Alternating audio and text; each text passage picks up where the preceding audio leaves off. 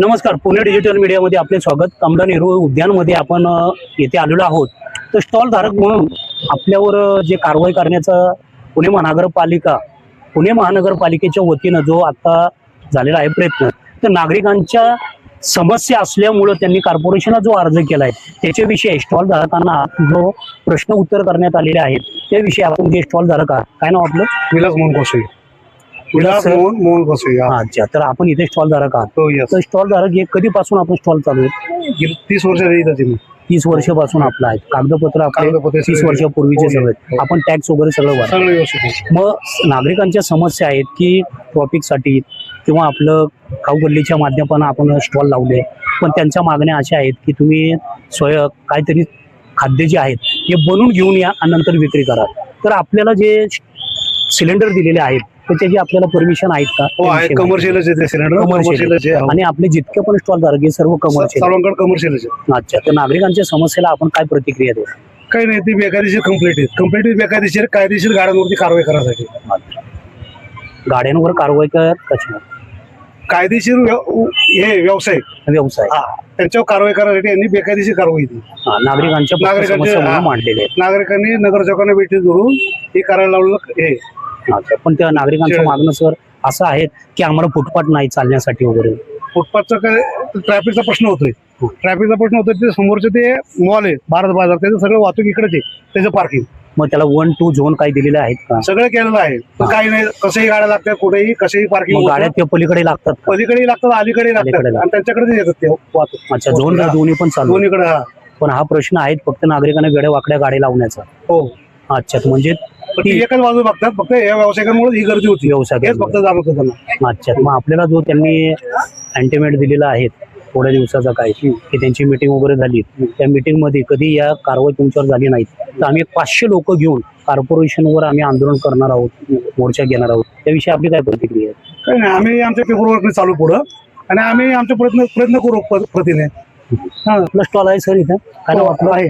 माझं नाव बाळासाहेब गिरम. मी स्थानिक इथला आहे.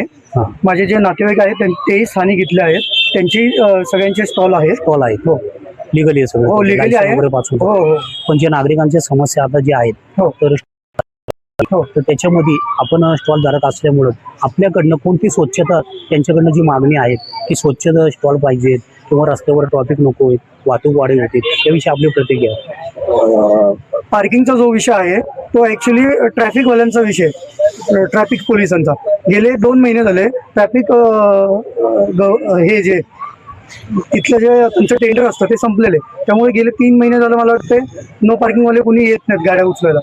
ऍक्च्युली ते जर कंटिन्यू यायला लागले तर ट्रॅफिकचा प्रॉब्लेम हा लगेच सॉल्व्ह होऊन जाईल. म्हणजे समस्या तीच आहे. समस्या तीच आहे.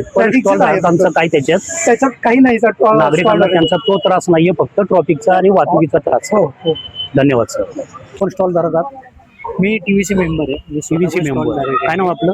सागर सुनील दैवत. अच्छा, तर आपण या ज्या स्टॉल धारकाच्या समस्या आहेत, नागरिकांच्या समस्या आहेत, आपण कॉर्पोरेशनचे लोक आले, नगरसेवक आले, त्यांच्यामध्ये तोडगा काढण्याचा आपली प्रतिक्रिया काय? साधारण 2-3 दिवस झाले की व्यावसायिकांकडनं आम्हाला बोलवणं येत होतं. तर मी त्यांच्या संपर्कात पण या ठिकाणी येऊन गेलो आणि त्यांच्या पश्चात पण या ठिकाणी येऊन गेलो. तर नागरिकांना चालायला जागा नाही हे तर दिसतंय, पण त्याचं मूळ कारण दिसतं ते बाहेर लागणारे 2 व्हीलर्स जे आहेत ते त्याचं मूळ कारण आहे. तो राग कुठं काढायचा, तर त्यांचं हे साहजिक कुठेतरी राग काढणं भाग आहे. 2 व्हीलर जर लावून आहेत म्हणून तुमच्या स्टॉल समोर गाड्या लागतात नाही, तुम्ही स्वतः आत्ताही गेलात तरी कळत.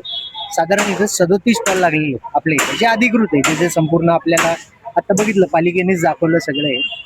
पण त्याच्या पुढे गाड्या लागल्यात त्या साधारण 100 ते 150 गाड्या आहेत. त्याविषयी आपली माहिती काय देतात की हे कोणाचं काम? आता मला एक सांगा, 100-150 गाड्या ज्या लागलेल्या आहेत, तुम्ही आत्ता गेलात तरी ऑन कॅमेरा बघू शकता. जे खाद्यपदार्थाचे स्टॉल आहेत त्याच्यावरती 100-150 नागरिक खाण्यासाठी उभे आहेत का? नाहीत, पण गाड्या जास्त आहेत. गाड्या जास्त आहेत. मग तुमच्याकडनं तुम्ही ऍप्लिकेशन करणार आहेत का? 100% ऍप्लिकेशन करणार. अतिक्रमण विभाग असो किंवा वाहतूक विभाग असो, त्यांना याच्यामध्ये वाहतूक विभागाचं हे जास्त काम आहे. तर वाहतूक विभागाकडे ही मागणी केली पाहिजे. आणि आता शहरामध्ये गाड्या उचलणं बंद आहे, त्यामुळे हा प्रकार जास्त वाढलेला दिसतो त्याच्यामध्ये. पण जास्त होणार आहे. नाही, गाड्या उचलणंच बंद आहे ना, त्यामुळे त्याच्यामध्ये पूर्वी कारण त्याच्यामध्ये गाड्या उचलत होत्या तर ते प्रमाण कमी होतं जे लोकांच्या रोषाचं वगैरे.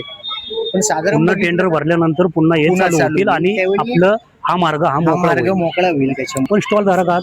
हो मी स्टॉल धारक आहे. अच्छा, आपले किती स्टॉल आहेत तिथं? एक दोन दोन स्टॉल आहेत माझे. दोन स्टॉल आहेत, ते लिगली आहेत, होली गली आहेत टॅक्स वगैरे सगळं भरलेलं आहे. हो. किती एक माझ्या- वर्षापासून म्हणजे आहात? एक माझ्या भावाचा स्टॉल आहे आणि एक माझा स्वतः. किती वर्षापासून आहात? जवळजवळ 20 ते 25 वर्षापासून आहे मला अच्छा, तर आज जो समस्याचा जो आपल्या समोर पाढा घालण्यात आलेला आहे, हो. नागरिक समस्या, नागरिकांच्या नागरिकांच्या- समस्या किती असलं तरी कमी, आपण सुद्धा नागरिक आहातच आहात. स्टॉल. बरोबर. पण ट्रॉफिकची समस्या आपल्या स्टॉल धारक असल्यामुळं आता आपल्या काही मेंबरांनी सांगितलं की ट्रॉफिक समस्या आहेत, हो. तर काही टेंडर भरले नसल्यामुळं त्या समस्या समस्या वाढलेल्या आहेत. वाढलेल्या आहेत. तर त्याविषयी आपली प्रतिक्रिया काय? नाही, ह्याच्यामध्ये महापालिकेनेच लक्ष दिलं पाहिजे. ह्याच्यामध्ये ह्यांनी भरपूर आता ते नागरिकांनी तसे विषय काढलेत की बाबा त्यांच्या गटराच्या समस्या आहेत. बरोबर, गटराची समस्या आहे, पण ह्यांनी आम्हाला जर गटर चेंबरच दिले नाहीत तर आम्ही करणार काय त्याच्यामध्ये? अच्छा, मूळ चेंबर नाहीये. चेंबर नाही दिलं, चेंबर नाहीये. पाणी आहेत आपल्याला दिलेलं. चेंबर जे आहेत ते पावसाळी चेंबर आहेत. हा. त्या पावसाळी चेंबर मध्ये ह्यांनी जर पाणी टाकलं, जर म्हणजे समजा आता एवढे जर करतात आहेत आणि ह्यांनी जर घाण त्याच्यात टाकली, थोडीफार का असं घाण तर जाणारच, किती त्यांनी अच्छा, चालून गाळून आपल्या- टाकलं तरी. ज्या टीम मेंबर पण सुद्धा आहेत, हो. तर त्यांच्याकडनं आपण स्थानिक नगर 8 आहेत त्यांना ऍप्लिकेशन करून आपण आपल्या मागण्या करून घेऊ हो शकतो. हो, आम्ही त्यांच्याकडनं गटार मागणी करतो. लाईन पूर्ण पूर्ण पाहिजे, नवीन. गटार लाईन आणि- पाहिजे, पाण्याची पाईपलाईन आणि पाहिजे पाण्याची आम्हाला. सुद्धा. बरोबर, कारण पाणी पाईपलाईन नसल्यामुळे पण बाकीचे प्रॉब्लेम होतात ना. लोकांनी पाणी आणायचं कुठून, काय कुठून, कोण घरून घेऊन मग येतंय, कोण आजपर्यंत काय तुम्हाला करतंय. पाणी हे कुठलं आम्ही सुविधा आमच्या होतं? घरनं पाण्याची सोय केलेली आहे आतापर्यंत, किंवा गाडीत वगैरे शेजारपादाच्या घेऊन येता बिल्डिंग मधनं. तुम्ही? हो, अच्छा. शेजारपादाच्या बिल्डिंग मधनं. परत मग ही पिण्याचं मागणी पाणी- आपली नगरसेवकांकडनं, पुणे महानगर पालिकेकडनं कोणती मागणी आहे ती सांगा. नगरसेवकांनी थोडीशी आमची बाजू पण समजून घेतली पाहिजे की ते नागरिकांची बाजू बघतात. ठीक आहे, मान्य, नागरिकांची बाजू बघितलीच पाहिजे. ते ज्येष्ठ नागरिक आहेत, त्यांना चालण्यासाठी रस्ता हवा आहे, सगळं ठीक आहे, पण त्यांनी आमची पण थोडीशी बाजू बघितली पाहिजे ना. कारण आमच्या हातावरची पोट आहेत, आम्ही काय रस्त्यावर यायचं का?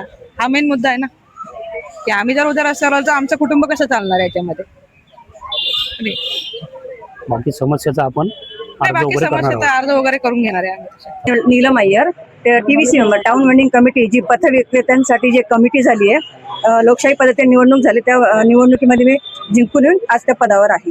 अच्छा, आपण किती वर्ष कार्यरत आहात? मी गेले 17 वर्ष डॉक्टर बाबारावांवर काम करते आणि आता 2022 मध्ये जी निवडणूक झाली पथ विक्रेत्यांची, त्यामध्ये मी निवडून आले. अच्छा, मग नागरिकांच्याही समस्या आहेत स्टॉल धारकांसाठी वगैरे, तर त्या समस्येचं आपण काय निवारण करणार आहोत? नाही, नक्कीच आहे, कारण आम्हाला एक मध्य गाठूनच काम करायचं. एक TVC मेंबर म्हणून माझे पथ विक्रेता आणि नागरिक यांचा मध्य गाठूनच काम करायचंय. नागरिकांच्याही तक्रारी असतील तर त्या दूर करायचा प्रयत्नही आम्ही करणार आहोत आणि माझ्या पथविक्रेत्यांच्याही काय अडचणी असेल तर त्याही आम्हाला पावलं, कारण त्यांचे प्रतिनिधी म्हणून आम्ही निवडून आलेलो आहे. पण तरीही की दोन्ही बाजू समजून घेऊन व्यवस्थित त्यातला मार्ग काढून यांचे व्यवसाय कसे व्यवस्थित चालतील त्याकडे आमचं जास्त लक्ष अच्छा, असतं. पुणे महानगरपालिकेचे अधिकारी येऊन गेले, त्यांच्याविषयी आपलं काय बोलणं?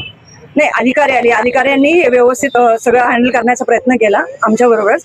तर आज अधिकारी आणि आम्ही TVC मेंबर ही आमची समिती सर्व समावेशक आहे, त्यामुळे आम्हाला सर्वांना मिळूनच निर्णय घ्यायचा असतो आणि त्या हेतूनच आम्ही सर्व आज इथे जमलेलो आहोत. अच्छा, म्हणजे आपण समन्वयक सगळे हो, थांबू, हो, समन्वयक हे राहू. कोणावर पण अन्याय होणार नाही. नाही, नक्कीच नागरिकांच्या होणार नाही, समस्या नक्कीच होणार आहे. आणि जे पोर भरणारे आहेत नागरिक स्टॉल धारक, हा.